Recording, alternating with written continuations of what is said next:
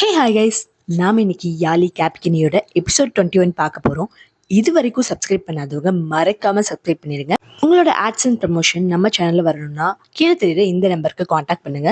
நம்ம இப்போ ஸ்ட்ரைட்டாக கதைக்குள்ளே போகலாம். இந்த எபிசோடோட ஸ்டார்டிங் சீனில் சேரனோட இந்த பிஹேவியரை பார்த்த தாத்தா, இது என்ன மாதிரியான பிஹேவியர், இந்த வீட்டில் எப்படி நடந்துக்கணும்னு கூட அவருக்கு தெரியாதா அப்படி இப்படின்னு சத்தம் போடுறாரு. இந்த வீட்டில் நடக்கிறது எதுவும் உங்களுக்கு தான் தெரியல, இன்னைக்கு எல்லா உண்மையும் நான் உங்ககிட்ட சொல்லணும்னு நினைக்கிறேன் அப்படின்னு சொல்லி இவ சொல்றா. சரி வா உள்ள போலாம் அப்படின்னு சொல்லி தாத்தா அவரோட ரூமுக்கு கூட்டிட்டு போறாரு. உள்ள போன அவரு எகெயின் சத்தம் போடுறாரு. இது என்ன மாதிரியான பிஹேவியர், உனக்கு என்ன ரைட்ஸ் இருக்கு இதெல்லாம் பண்றதுக்கு அப்படின்னு சொல்லி கேட்கிறாரு. நான் உங்களோட மருமக, இந்த வீட்டுக்கு வர போற பேர குழந்தைகளோட அம்மாங்கிறனால தான் நான் இது உங்ககிட்ட சொல்றேன்.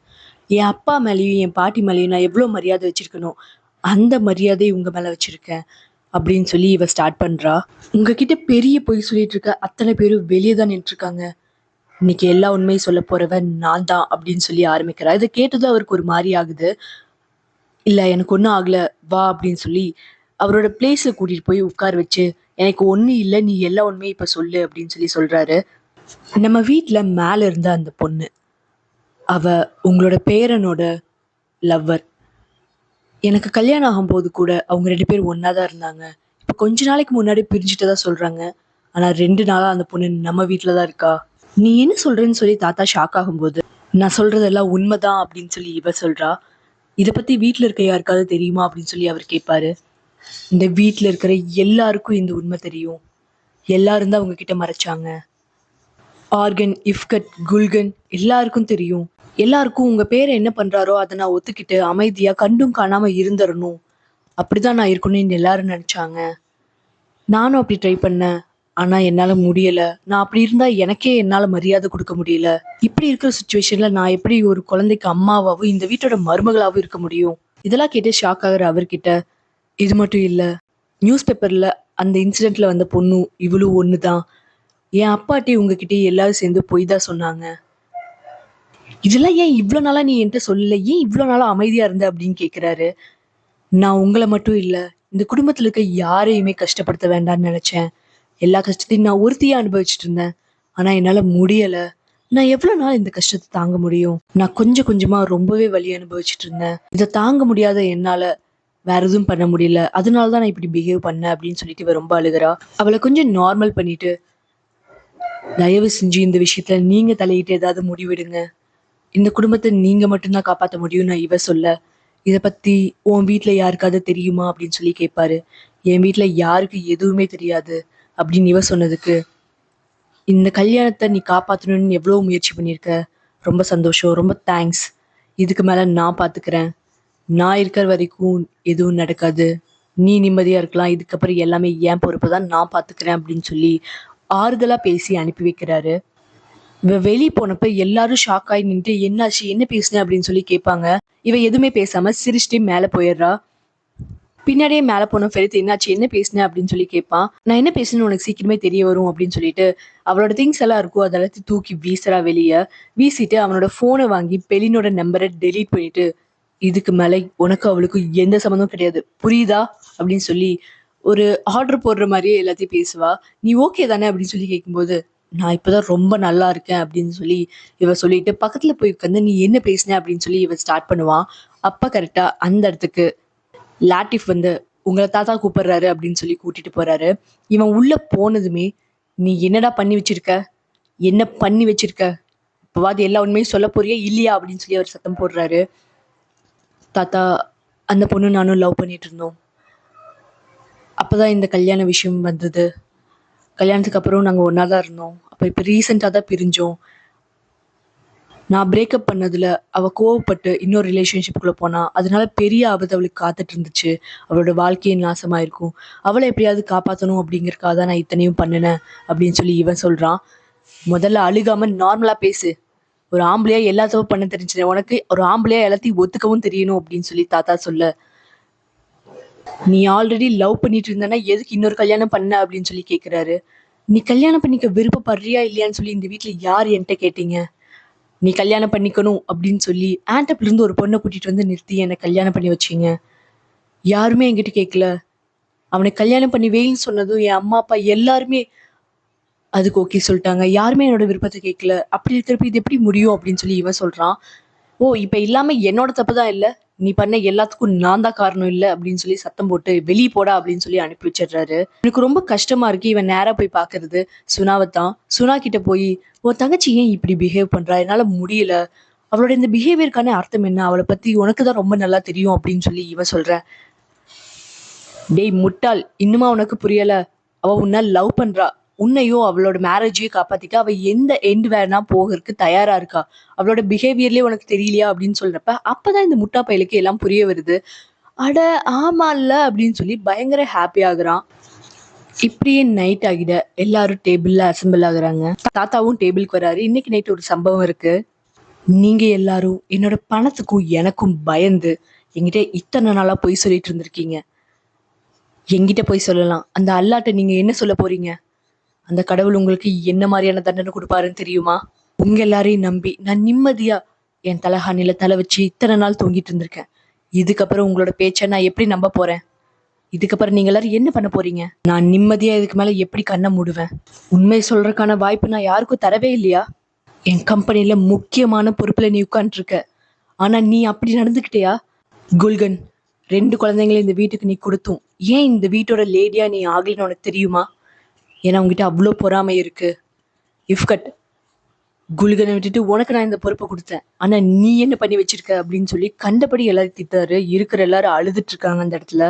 இப்ப எல்லாமே மாறப்போகுது. இன்னையிலிருந்து, இந்த செகண்ட்ல இருந்து இந்த வீட்ல இருக்க எல்லாத்துக்கும் பொறுப்பு லாட்டிஃப் தான். லாட்டிஃப் சொல்றபடி மட்டும் தான் இங்க இருக்கிற எல்லாரும் கேட்கணும். நீ எங்காவது வெளிய போறேன்னா கூட என்ட்ட இன்ஃபார்ம் பண்ணிட்டு தான் போகணும். புரியுதா? அப்படிங்கிறாரு. இந்த வீட்டுக்குள்ள நான் இருக்கும்போதே இத்தனை வேலை நடந்திருக்கு. நான் இல்லாத ஆபீஸ்ல நீங்க என்ன பண்ணி வச்சிருக்கீங்களோ தெரியல. எல்லாரும் நல்லா கேட்டுக்கோங்க. காலிஸ் இன்னும் சாகல. உயிரோட தான் இருக்கான். என் பிசினஸ இன்னையிலிருந்து நானே பாத்துக்கிறேன். நான் உருவாக்கின பிசினஸ இன்னையிலிருந்து நானே பாத்துக்க போறேன். எல்லாரும் நல்லா இருக்கணுங்கக்காக இப்படி ஒண்ணு உருவாக்கி உங்க எல்லாரையும் நல்ல பொசிஷன்ல உட்கார வச்சிருக்கேன். ஆனா அப்படி இருக்கிற என்ன இத்தனை நாளா ஏமாத்திட்டு இருந்திருக்கீங்க. நானும் என் பணமும் இல்லைன்னா நீங்க எல்லாரும் தனித்தனியா யாரு? உங்களுக்கு எல்லாருக்கும் என்ன மதிப்பு இருக்கு? அப்படி இப்படின்னு கண்டபடி பேசிட்டு அவரு எப்பவும் போல ஒண்ணும் நடக்காத மாதிரி எல்லாரும் உட்காந்து நல்லா சாப்பிடுங்க அப்படின்னு சொல்லிட்டு பேசிட்டு எந்திரிச்சு போயிடுறாரு. தாத்தா அங்கிருந்து போனதுமே சேரனும் எந்திரிச்சு போயிடுறா. இஃப்கட் இதெல்லாம் உங்கனாலதான் அப்படின்னு சொல்லி சத்தம் போடுறா. இதுல ஆர்கன் மட்டும் அழுகாம ஒரு மாதிரி கல்லு மாதிரியே உட்காந்துட்டு இருக்கான். இஃப்கட் ரொம்பவே அழுக ஆரம்பிச்சிடுறா. மேல போன சைரன் கிட்ட இதெல்லாம் உன்னாலதான், நீ எதுக்கு அழுதுட்டு இருக்க அப்படின்னு சொல்லி ஃபெரித் கேட்பான்.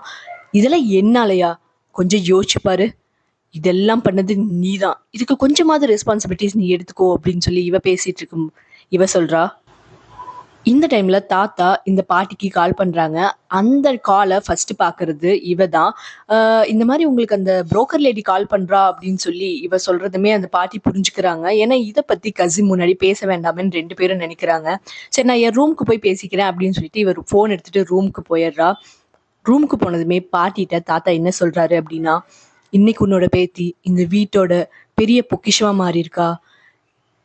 உன்ன மாதிரியே ரொம்ப அமைதியும் பொறுமையும் தைரியமான பொண்ணு அவ அப்படின்னு சொல்லி இவன் சொல்றான். என்ன நடந்துச்சு? ஏதாவது தப்பு பண்ணிட்டாளா அப்படின்னு சொல்லி அவன் கேட்கும்போது, இல்ல அவ மட்டும்தான் இந்த வீட்டுல ரொம்பவே ட்ரஸ்டபிள் அப்படின்னு சொல்லி தாத்தா ரொம்ப பெருமையா பேசுறாரு. இவளால ரூம்ல படுத்து தூங்க முடியாம அவங்க அக்கா கூட வந்து கொஞ்ச நேரம் அரட்டை அடிச்சுட்டு அப்படியே 2 பேரும் அதே ரூம்லயே தூங்கிடுறாங்க. இந்த டைம்ல தாத்தா பேசுனதெல்லாம் நினைச்சு ரொம்பவே ஃபீல் பண்ணி ஒரு மாதிரி ஆகிடுறான் ஆர்கன். அவனை பார்த்து அவன்கிட்ட கொஞ்சம் பேசி சமாளிச்சு அவனை நார்மல் பண்றது குல்கன் தான். அப்ப இவன் என்ன மன்னிச்சிரு, நான் இவ்ளோ கஷ்டங்கள் உனக்கு குடுத்துட்டேன். நீ தா அப்பாவோட இந்த வேர்ட்ஸ் உனக்கு கிடைக்க வேண்டிய வேர்ட்ஸ் கிடையாது. எனக்கு மட்டும் தான் கிடைச்சிருக்கணும். நீ ஒரு நல்ல அம்மா. என்ன மன்னிச்சிடு அப்படின்னு சொல்லி சொல்றான். இது எல்லாத்தையும் புரிஞ்சுக்கிட்டு அவனை நார்மல் பண்ணி அப்படியே அந்த நைட் விடிய இந்த விடிய காலையில லாட்டிஃப் வந்து தாத்தா கிட்ட இந்த வயசுல நீங்க இந்த வேலைகள் எல்லாம் செய்யணுமா அப்படின்னு சொல்லி கேட்பாரு. நான் என்ன பண்றது? என் குடும்பமே எனக்கு துரோகம் பண்ணிட்டாங்க. இதுக்கு மேல அவங்க கிட்ட எதையும் நான் விட முடியாது. அவங்களோட பிஹேவியருக்கு அவங்கவங்க தான் ரெஸ்பான்சிபிள். அது மட்டும் இல்லாம என்னோட ஒய்ஃப் இறந்ததுக்கு அப்புறம் இந்த வீட்டுக்கு சரியான ஒரு பொண்ணா, இந்த வீட்டை டேக் கேர் பண்ணிக்கிற ஒரு பொண்ணா நான் செய்யறேன்னு பாக்குறேன். அவ எப்படி நின்னா தெரியுமா? அவ அப்படி நின்னதுக்கு ஒரே காரணம் அவளோட மேரேஜ் அவ காப்பாத்திக்கணும்னு நினைச்சா. இந்த வீட்டோட லேடியா அவ தான் ஆக போறா. அவளுக்கு எந்த பவுண்டரிஸும் வைக்க கூடாது.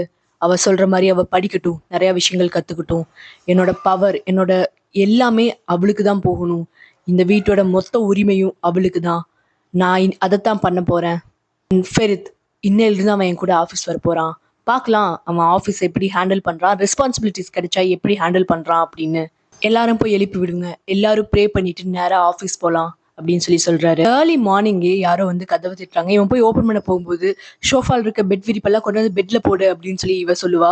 2 பேரும் ஷோஃபால் இருக்கிறதா கிளியர் பண்ணி பெட்ல போட்டு 2 பேரும் பெட்ல தூங்குற மாதிரி ஆக்ட் பண்ணிட்டு கதவை போய் ஓப்பன் பண்றாங்க. அப்ப அங்க வர லாட்டிஃப், ப்ரே பண்றதுக்கான டைம் ஆயிடுச்சு, இன்னைக்கு நீங்க ஆஃபீஸ் போகணும், நேரத்துல எந்திரிங்க அப்படின்னு சொல்லிடுறான். அது மட்டும் இல்லாம செய்ரனை பார்த்து, மிஸ் செய்ரன், உங்களுக்கு ஏதாவது ஸ்பெஷல் டிஷ்ஷஸ் மார்னிங்க்கு வேணும் அப்படின்னா நீங்க இப்ப சொல்லிடலாம், உங்களுக்கு என்ன வேணுமோ அதை கொடுக்கறக்காங்க ரெடியா இருக்காங்க அப்படின்னு சொல்றாரு. இல்ல எனக்கு எப்பவும் போல ஓகே அப்படின்னு சொல்லிடுறா. அவன் போனதுமே, ஆமா இவர் ஆபீஸ்னு சொன்னாரா இல்ல என் காதுல தப்பா விழுந்துருச்சா அப்படின்னு இவன் கேட்பான். தப்பால உனக்கு எதுவுமே விழுகல, அவர் சொன்னது ஆபீஸ் தான் அப்படின்னு இவ சொல்ல, அவர் என்ன மிஸ் செய்யறேன்னு நான் சொன்னாரு அப்படின்னு இவ கேட்பா. ஆமான்னு அவன் சொன்னதுமே, இன்னைக்கு மார்னிங்ல இருந்து எல்லாமே டிஃப்ரெண்டா நடக்க போகுது, சரி வா பார்க்கலாம் அப்படின்னு 2 பேரும் ரெடி ஆகுறாங்க. அப்போ இவன் ஆஃபீஸ்க்கு என்ன மாதிரி ட்ரெஸ் போட்டு போகணும் அப்படின்னு செய்ரன் சூஸ் பண்றா. அது மட்டும் இல்லாம செய்ரன், நான் இன்னைக்கு வெளியே போறேன், என் அக்கா கூட கொஞ்ச நேரம் போய் டைம் ஸ்பெண்ட் பண்ணிட்டு வரலான் இருக்கேன் அப்படின்னு சொல்றா. அந்த மார்னிங்கே பாய்ஸ் எல்லாம் ஏர்லியா கிளம்பி ஆஃபீஸ் போயிடுறாங்க. இப்போ லேடிஸ் மட்டும்தான் வீட்டில் இருக்காங்க. அதுலேயும் இஃபா கட், நான் உடம்பு சரியில்லை அதனால வரலின்னு மேலேயே இருந்துருவா. இவங்க 3 பேர் மட்டும்தான் இப்போ பிரேக்ஃபாஸ்ட் சாப்பிட கீழே வந்திருக்காங்க. இந்த இடத்துல சர்வ் பண்ணுறதுக்கு அவன் ஒருத்த மட்டும்தான் நிற்பான். இவங்க எல்லாரும் இங்கிருந்து அரட்டி அடிச்சுட்டு இருப்பாங்க. அந்த இடத்துக்கு வர லாட்டிஃப் அந்த குழந்தைய தூக்கிட்டு அந்த செஃப்பை வெளியே போக சொல்லிடுவாங்க. அவளும் வெளியே போனதுக்கப்புறம் இவனை கண்டபடி திட்டுறாங்க. என்ன சுல்தான், எல்லாம் மறந்துடுச்சா? அவங்க 2 பேர் இருந்தா நீ போக மாட்டியா? நீ என்ன வேலை செய்யறீங்கன்னு மறந்துட்டியா அப்படின்னு பேசுவாரு. இவ கூட கூட எச்சு பேசுனா அடிக்கிற மாதிரி போயிடுவாரு. உன் வேலை என்ன, நீ எங்க இருக்க, என்ன இடத்துல இருக்குங்கிறத என்னைக்கு மறந்துடாத அப்படின்னு சொல்லிட்டு அவர் அங்கிருந்து போறாரு. ஆஃபீஸ்க்கு தாத்தா போறாரு. அங்க இருக்கிற எல்லாரும் தாத்தாவை பார்த்து பயங்கர மரியாதை கொடுக்குறாங்க. தாத்தாவோட ரூம்க்கு போகும்போது அந்த இடத்துல ஆர்கனோட நேம் பிளேட் இருக்கு.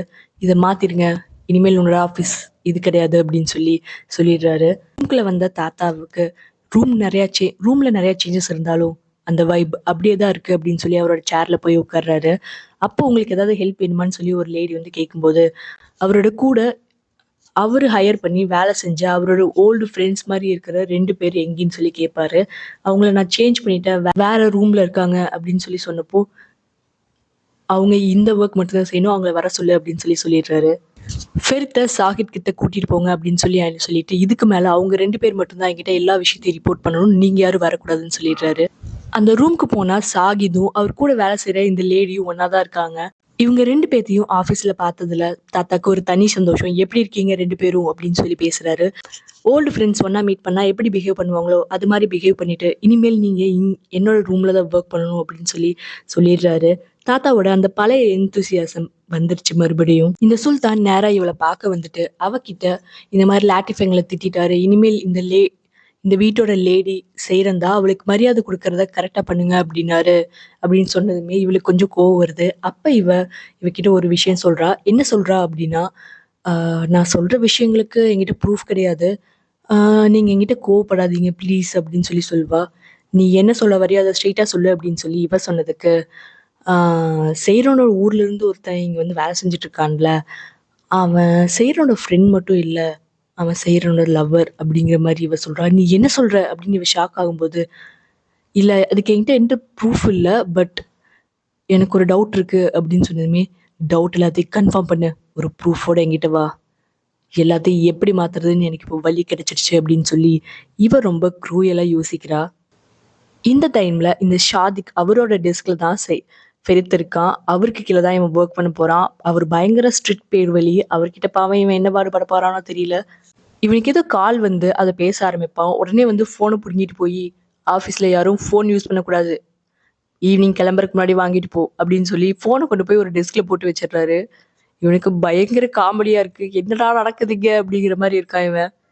இந்த டைம்ல இந்த யூசப் முட்டாள் பையன் டிக்கலுக்கு மெசேஜ் பண்றான். நான் இந்த மாதிரி ரூம்ல இருக்கேன், நீ வரியா அப்படின்னு நான் வெளியே தான் நிக்கிறேன், வரேன் அப்படின்னு அவன் மெசேஜ் போட்டதும் இவன் ரெடி ஆயிட்டு போய் கதை ஓபன் பண்ணா. அந்த இடத்துல இருக்கிறது சுல்தான். நீ என்ன தைரியம் இருந்தா என் பொண்ணுகிட்ட இன்னும் பேசிட்டு இருப்ப? நீ என்ன நினைச்சிட்டு இருக்க? உன்னை பத்தி எனக்கு எதுவும் தெரியாதுன்னு நினைக்கிறியா? உன்னை பத்தி நான் இந்த தாத்தாட்ட சொன்னேன்னா இந்த செகண்டே இந்த வீட்டை விட்டு நான் அடிச்சு விரட்டிடுவாங்க. உனக்கும் செய்ரனுக்கும் இருக்கிற ரிலேஷன்ஷிப் பத்தி எனக்கு தெரியாதுன்னு நினைச்சியா? நீயும் ஃபெரித்தும் பேசிட்டு இருந்ததை நான் கேட்டுட்டேன். இதுக்கு மேல ஏதாவது என் பொண்ணுட்ட பேசினேன், என் பொண்ணு கூட க்ளோஸா இருக்கிற மாதிரி காட்டி செய்ரனை பொறாமப்பட வைக்கணும்னு நினைக்கிற. அதெல்லாம் எதுவுமே நடக்காது. என் பொண்ணை விட்டு தள்ளி இரு அப்படின்னு சொல்லி இவ சொல்றா. எங்களை பத்தி தாத்தாக்கு ரொம்ப நல்லாவே தெரியும். நீ எதையும் ப்ரூவ் பண்ண முடியாது அப்படின்னு சொல்லி இவன் சொல்ல, ஓ அப்படியா, நான் ப்ரூவ் பண்ணி காட்டுட்டா அப்படின்னு சொல்லிட்டு இவ பேசிட்டு வெளியே போகும்போது, அப்படின்னா நானும் தாத்தாட்ட பேசுவேன். உனக்கும் உனக்கும் ஃபெரித்க்கும் இருக்கிற ரிலேஷன்ஷிப் பத்தி அவன்கிட்ட நீ நிறைய டைம் ரொம்ப நெருங்கி க்ளோஸ்டா இருந்ததை நானே பார்த்துருக்கேன். நீ என்னையும் செய்றேன்னு பத்தி தாத்தாட்ட சொல்லு, உன்னையும் ஃபெரித்தையும் பத்தி நான் தாத்தாட்ட சொல்றேன் அப்படின்னு சொல்லி இவன் சொல்றான். இது அத்தனையுமே இந்த பயவுல ரெக்கார்ட் பண்ணியிருக்கா. இதை கேட்டதுமே அவன் அங்கிருந்து வந்து உடனே அப்பறா, இதுக்கு மேல இதை பண்ணின்னு வச்சுக்கோ, எப்படி பாத்துக்கணுமோ அப்படி பாத்துக்கோ, முதல்ல வெளியே போ அப்படின்னு சொல்லி சத்தம் போட்டு அவன் அனுப்பி விட்டுறான். இந்த பயவுலைக்கு என்ன பண்றதே தெரியல, நடுங்கிட்டு வெளியே வந்துடுறா. இந்த டைம்ல அக்கா தங்கச்சி 2 பேரும் வெளியே வந்திருக்காங்க. அவங்க வந்ததுல செய்ரன் தனியா போறா, இவ தனியா போறா. செய்ரன் மீட் பண்றது வெளியின்னு தான். நீ எதுக்காக என்ன பார்க்கணும்னு சொன்ன அப்படின்னு சொல்லி இவ கேட்பா. நான் உன்கிட்ட அப்படி நடந்திருக்க கூடாது. நான் என்ன பண்றது, எனக்கு வேற வழி கிடையாது. நான் கல்யாணம் ஆகி வரும்போது அவன் எனக்கு ஸ்ட்ரேஞ்சர் தான். எனக்கு அவனை பிடிக்கவும் இல்லை, அவனை பத்தி ஒண்ணுமே தெரியல. ஆனா கொஞ்ச நாள்லயே அவனோட பிஹேவியர், அவனோட பேச்சு, விளையாட்டுன்னு சொல்லி எல்லாமே பிடிக்க ஆரம்பிச்சிருச்சு. என்னால அவன் எல்லாம் வாழ முடியல. எங்க ரெண்டு பேத்துக்கு குறுக்க எங்க 2 பேத்துக்கு குறுக்க தடையா இருந்தது நீ மட்டும்தான். அண்ட் இது ஒரு ஹெல்த்தியான ரிலேஷன்ஷிப் கிடையாது. எப்படியாவது இந்த ரிலேஷன்ஷிப்ல இருந்து அவன் வெளியே வரணும்னு நினைச்சேன். அதனால தான் நான் இப்படி பிஹேவ் பண்ணேன். நான் உன்னை கஷ்டப்படுத்திட்டேன்னு தெரியும், என்னை மன்னிச்சிடு அப்படின்னு சொல்லி சேரன் ரொம்ப ஃபீல் பண்ணி அவ பண்ணது தப்புங்கிற மாதிரி பேசுறா. நான் இதை என்னன்னு சொல்லுவேன்? ஃபெரித் ஒரு டிசீஸ், ஒரு அப்சஷன். அவன் நம்ம லைஃப்ல இருக்கிற வரைக்கும் நம்ம ரொம்ப சந்தோஷமா இருப்போம். அவன் ஒரு செகண்ட் நம்ம லைஃப்பை விட்டு போயிட்டா வாழ்க்கை முழுக்க ஒரு தனிமை நம்ம ஃபீல் பண்ணுவோம். அப்படிதான் நான் இப்போ இருக்கேன். நான் ஒரு உண்மையை சொல்லிட்டா, ஃபெரித்த அவன் உன்னை நம்புற வரைக்கும், அதாவது என்ன ஆனாலும் நீ அவனை விட்டு போக மாட்ட அப்படின்னு நம்புற வரைக்கும் அவன் உன் கூடயே இருப்பான். உன்னை அவ்வளோ நல்லா பார்த்துப்பான், உன்கிட்ட அவ்வளோ நல்லா பேசுவான், உன்னை யூஸ் பண்ணிப்பான், எல்லாம் பண்ணுவான். அவன் என்னைக்கு என்ன ஆனாலும் இவன் நம்மளை விட்டு போக மாட்டா, இவன் நம்ம காலை சுத்துற நாய்க்குட்டி தான் அப்படின்னு அவன் புரிஞ்சுக்கிறானோ, அடுத்த செகண்ட் அவன் உன்னை விட்டு போய்ப்பான். உன்னை யூஸ் பண்ணிட்டு தூக்கி எறிஞ்சிட்டு போயிட்டே இருப்பான். அப்படிதான் நான் இருந்தேன். இனிமேல் அப்படிதான் நீ இருக்க போற. இல்ல ஃபெரித், உன்னை எனக்கு பிடிக்கல, நீ என் வாழ்க்கையில வேண்டாம் அப்படின்னு நம்ம நினைக்கிறப்போ அவன் நம்ம கூடவே இருப்பான், நம்மளை விட்டு போகவே மாட்டான். இல்ல ஃபெரித் தான் என் உலகம், அவன் என் லைஃப், அவன் மட்டும்தான் அப்படின்னு நம்ம நினைக்கிற செகண்ட் அவன் நம்மளை விட்டு தூரமா போய் ரொம்ப நாள் ஆயிருக்கும். நான் என்னெல்லாம் எக்ஸ்பீரியன்ஸ் பண்ணணும், நான் எப்படிலாம் அவன் லைஃப்ல இருந்தனும், அது எல்லாத்தையும் நீ இப்ப எக்ஸ்பீரியன்ஸ் பண்ண ஆரம்பிச்சிருக்க. இன்னும் நிறைய தெரிஞ்சுக்குவ. இதனாலதான் எனக்கு உன்னை பிடிக்கவே இல்லை. உன் மேல எந்த தப்பும் கிடையாது. ஆனா என் மனசு உன்னை ஏத்துக்கவே மாட்டேன்ருச்சு. நான் உன்னை அவ்வளோ வெறுக்கிறேன் தெரியுமா? உண்மையை சொல்ல போனா நான் உன்னை வெறுக்கிறேனா இல்ல என்னைய நான் வெறுக்கிறேனான்னு எனக்கு சுத்தமா தெரியல அப்படின்னு சொல்லிட்டு அழுதுட்டே அவ அங்கிருந்து போயிடுறா. இது எல்லாத்துக்கும் சேரன் கிட்ட எந்த பதிலும் கிடையாது. இதே டைம்ல பாட்டி அவங்களோட போனை கீழே விட்டுட்டு போயிடுற இந்த காட்டுப்பூச்சி அவனோட போனை எடுத்து பார்க்கறான். பாஸ்வேர்ட் ஸ்டார்டிங்ல தெரியல. அண்ட் தென் பாட்டியோட பர்த் இயர் போட்டு உள்ள பார்த்தா தாத்தா தான் இவ்வளோ நாளா பாட்டி கூட ரொம்ப நேரமா பேசிட்டு இருக்கிறது புரிய வருது. இவனுக்கு ஒரே கடுப்பாகுது, இங்க என்ன நடக்குது, நான் சந்தேகப்பட்டது உண்மைதானா அப்படின்னு சொல்லி ரொம்ப ஃபீல் பண்ணிட்டு இருக்கான். ஃபெரித் ஆஃபீஸ்ல இருந்து வந்ததும் இவனோட நியூ ஹேர் கிட்ட கவனிக்கிறான். ஓகே அப்படின்னு சொல்லி 2 பேரும் கொஞ்ச நேரம் நல்லா பேசிட்டு இருக்காங்க. இந்த நேரத்துல இந்த இஃப் கட் அவனோட ஆர்கனோட ஆஃபீஸ் ரூமுக்கு போய், இந்த புதுசா வந்திருக்க பொண்ணுனால நம்மளுக்கு ரொம்பவே பிரச்சனை, நம்ம ஏதாவது பண்ணியே ஆகணும் அப்படின்னு சொல்லி இவ சொல்றா. அதுக்கு அவன், இங்க பாரு, ஃபெரித் இங்கதான் இருக்கான், அப்பா இன்னும் கொஞ்ச நேரத்துல வந்துருவாரு. என் ஆஃபீஸ் ரூம்ல நீயும் நானும் தனியா இருக்கிறது நல்லதா இல்ல, முதல்ல வெளியே போ அப்படின்னு சொல்லி சொல்லுவான். பட் இவ அதை கேட்காம எகெயின் சேரன் பத்தி பேசிட்டே இருப்பா. நான் உங்ககிட்ட என்ன சொன்னேன் இப்போ? இதுக்கு மேல நம்ம 2 பேரும் தனியா இருக்க கூடாதுன்னு சொல்லியிருக்கேன்ல, போ முதல்ல வெளியே. செய்யறனால ப்ராப்ளம்னா நானும் குல்கனும் பேசி முடிவு பண்ணிக்கிறோம், இதுல நீ பேசுறதுக்கு எதுவும் இல்லை, முதல்ல வெளியே போ அப்படின்னு சொல்லி சொல்லுவான். நீ என்ன பேசுற, என்கிட்ட எப்படி பேசணுங்கிறத மறந்துட்டியா அப்படின்னு சொல்லி இவ கேட்பா. இவனுக்கு கோவம் வந்துடும். உன்கிட்ட எப்படி பேசணுமா, முதல்ல வெளியே போன்னு சொன்னேன். நான் கொஞ்ச நாளுக்கு முன்னாடி நம்ம 2 பேத்துக்குள்ள இருக்க ரிலேஷன்ஷிப் கொஞ்ச நாள் வேண்டாம், ஸ்டாப் பண்ணி வைக்கலான்னு சொன்னேன்ல, இப்ப அப்படி இல்லை. நம்ம 2 பேத்துக்குள்ள ரிலேஷன்ஷிப்பை என் பண்ணிக்கலாம், இதோட எல்லாத்தையும் முடிச்சுக்கலாம். இனிமேல் உன் லைஃப்ல நான் எதுவும் கிடையாது, என் லைஃப்ல நீயும் எதுவும் கிடையாது. போதும், உன்னால நான் பட்டதெல்லாம். முதல்ல வெளிய போ அப்படின்னு சொல்லி சத்தம் போட்டுடுறான். இவ ரூம்க்கு வந்து எல்லாத்தையும் உடைச்சு போட்டு பயங்கரமா அழுகுறா. இந்த டின்னருக்கு கசிமும் வீட்டுக்கு வந்திருக்கான். சாப்பிட்றப்போ பாட்டிய பத்தியே பேசிட்டு இருக்கான். இது தாத்தாக்கு கொஞ்சம் கடுப்பாகுது. வயசான காலத்துல இந்த பாட்டி கம்முன்னு இருக்குதா? அப்படிங்கிற மாரி பேசுறான். பாட்டிய பத்தி ஏதாவது பேசும்போது தாத்தாக்கு ரொம்பவே கோவம் வருது. தன்னோட காதலி இல்லையா? இப்படியே சாப்பிட்டு முடிச்சுட்டு எல்லாரும் அவங்கவங்க ரூமுக்கு போயிடுறாங்க. இப்படியே நைட் ஆகிருது. இந்த டைம்ல தூங்கிட்டு இருக்கிறப்போ இவளோட பக்கத்துல அவனோட ஹஸ்பண்ட் இல்லாதனால எங்கடா காணோம் அப்படின்னு சொல்லிட்டு இவ எந்திரிச்சு பாப்பா. அப்ப ஜன்னல் வழியா யாரோ கிராஸ் பண்ணி போறது தெரியுது.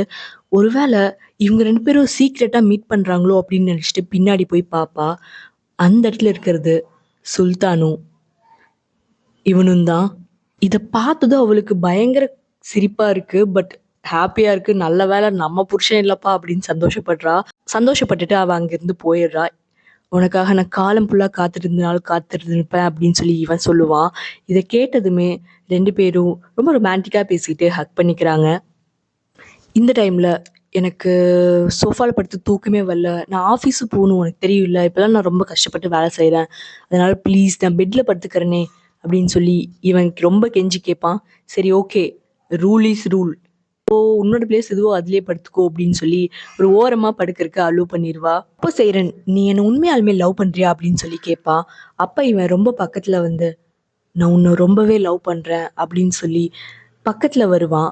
அந்த டைம்ல சைரன் விலகி போய் நமக்கு நடுவுல ரூல்ஸ் இருக்கு அப்படிங்கிறத மறந்துடாத. நீ காலையில ஆபீஸ் போகணும் போய் தூங்கு போ அப்படின்னு சொல்லிட்டு போய் தூங்கிடுறா. இப்படியே அந்த நைட் முடிய அந்த எபிசோடு முடியுது. இதுக்கப்புறம் என்ன நடக்கும் நெக்ஸ்ட் எபிசோட்ல பார்க்கலாம். தேங்க்ஸ் ஃபார் வாட்சிங் ஃப்ரெண்ட்ஸ். Bye by.